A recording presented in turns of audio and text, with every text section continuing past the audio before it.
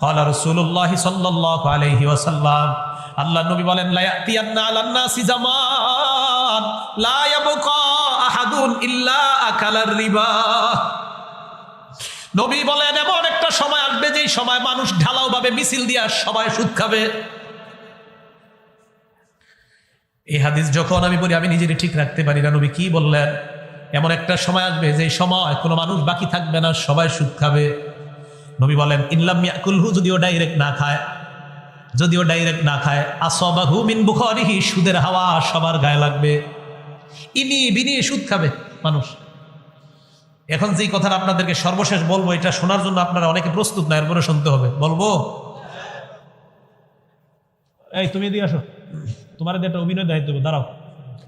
এই যে মনে করেন ওরে আমি 1 বছরের জন্য ওর কাছ থেকে 30,000 টাকা নিছি। কয় বছরের জন্য?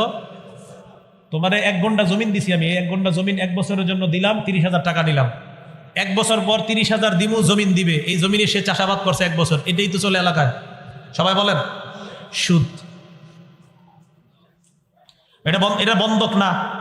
বন্ধক কাকে বলে আবার দেখেন, আরেকজন লাগবে, আপনি আসেন হুজুর, আপনি কষ্ট নিয়েন না, অসুবিধা নেই। বন্ধক কাকে বলে দেখেন, এটা আমি একটা প্রাইভেট কার দিয়ে আসছি, এটা প্রাইভেট কার, এটা আমার প্রাইভেট কার। এই প্রাইভেট কারটা আপনারা দিলাম 3 দিনের জন্য, 10,000 টাকা আপনার কাছ থেকে নিলাম। 3 দিন পর প্রাইভেট কারটা সেফটি হিসাবে দিছি, প্রাইভেট কার দিয়ে দিবেন, 10,000 নিয়ে যাবেন। 3 দিনের মাঝে ওনার একটু শখ হয়েছে, প্রাইভেট কারের সিটে একটু বৈশা দেখি কেমন লাগে।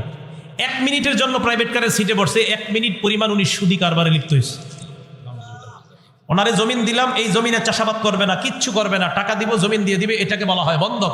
লা ইয়াজুজুল ইনতিফা বিশাইইল মারহুন, বন্ধকি জিনিস দিয়ে উপকৃত হলে এটাকে বন্ধক বলা হয় না। কথা কি বুঝে আসছে? এটা হারাম, এলাকায় এটা সবার করতেছেন, এই কাজ করেন না। ঠিক আছে হুজুর, কষ্ট নিয়েন না। তাহলে এই সুদের কারবার, হ্যাঁ মাশাআল্লাহ, ভালো কথা। শেষের দিকে 500, 1000, 2000 কিছু দিয়ে দিলে হবে, এটা বাউতামি, এটা বাটপারি, এটা আরো ভয়ঙ্কর অপরাধ। জায়েজ নেই। লিজ জায়েজ, লিজ। এই মাঠটা আপনাদেরকে ভাড়া দিব 1 বছরের জন্য, 50,000 টাকা দিবেন, বাস, এই টাকা আর পাবেন না, এটাকে বলা হয় লিজ। তাহলে জমিন দিলাম, টাকা নিলাম, আবার 1 বছর পর টাকা দিব, জমিন দিবেন, আর 1 বছর চাষাবাদ করলেন, এটা সুদ, জায়েজ নাই। ওনারে আমি স্বর্ণের চেন দিছি, আপনি রাখেন বন্ধক, 10,000 টাকা নিলাম, উনি 10 দিন স্বর্ণের চেনটা রাখছে। ওনার মেয়ে এসে, আব্বু একটু চেনটা পইরা দেখি, ওনার মেয়ে সামান্য সময়ের জন্য বললে উনি সুদি কারবার করবেন। এই চেন ওনার মেয়ের গায়ে, ওনার বউর গায়ে, ওনার নাতনির গায়ে, কারো গায়ে দিতে পারবেন, এটা সুদ। এই সুদ থেকে সবাই বেঁচে থাকবেন। আল্লাহ আমাদের সকলকে, যে ভয়াবহ 12টা অবস্থা জানলাম, হুজুর আয়েশা বলছে, এই 12টা অবস্থা, ভয়াবহ অবস্থাগুলা আমরা মাথায় রেখে আপনাদের পায়ে ধরি, কেউ সুদ খায়েন না, আল্লাহর হস্তে আপনারা সুদ খায়েন না।